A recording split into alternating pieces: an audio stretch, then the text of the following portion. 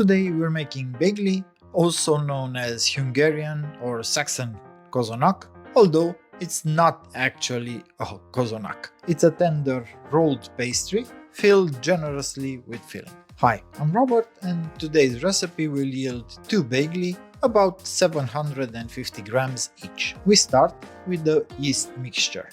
In a small bowl, combine 20 grams of yeast, 30 grams of flour, and 50 grams of slightly warmed milk around 30 Celsius.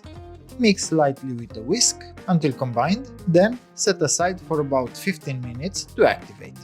There's no need to add sugar, the yeast can feed on the flour and milk. While the yeast activates, in a bowl of a stand mixer add 470 grams of strong flour, 11% protein, about 3 grams of salt, and 200 grams of very cold butter. The butter can be cubed or grated, it doesn't matter as long as it's cold. Mix on low speed using the paddle attachment until you get a sandy texture. Once you reach that consistency, switch to the dough hook and add the activated yeast mixture, 30 grams of milk, 2 egg yolks, 60 grams of sugar, and 30 grams of lemon zest. Make sure the lemon zest is untreated lemons, so it's safe to consume. Knead on low speed just until the dough comes together, about 1 to 1.5 minutes. This is not a typical yeasted dough, it's more like a short crust, so we don't want to develop the gluten. Turn the dough onto the counter and briefly bring it together by hand, just enough to form a cohesive dough. Divide it into 2 equal parts, around 460 grams each.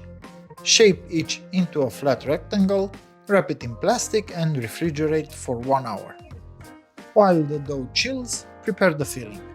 In a saucepan, bring 180 grams milk and 150 grams of sugar to a boil. As soon as it starts boiling, remove from the heat and add 300 grams of ground poppy seeds and 30 grams of lemon zest. Return to the heat and cook over medium-low heat, stirring continuously for about 1–1.5 minutes until the mixture thickens and no visible liquid remains. Transfer the filling to a bowl and let it cool completely. You can speed this up by placing it in the fridge. It's important that both the dough and the filling are cool before assembling. After chilling, roll each dough portion into a sheet measuring approximately 32 by 27 centimeters. Use a bit of flour to prevent sticking and adjust the shape as needed by trimming and patching. Spread half of the filling, about 300 grams, over each sheet, leaving about 1 centimeter border on the sides and top edge. Fold the side edges inward to seal the filling, then roll the dough tightly from the bottom up, making sure to remove any trapped air. Seal the edge with a bit of water and place the roll seam side down. Place the rolls on a baking tray lined with parchment paper. Brush them lightly with egg yolk and refrigerate for 10 to 15 minutes until dry to the touch. Then brush with egg white and refrigerate again for another 10 to 15 minutes.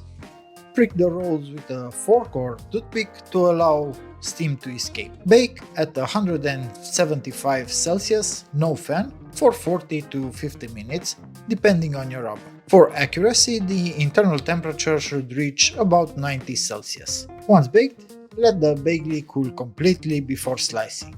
After 10 to 20 minutes, you can lightly cover them, but not immediately. Enjoy your baigli, and for more recipes like this, don't forget to like, subscribe, and follow me on Instagram for more useful tips.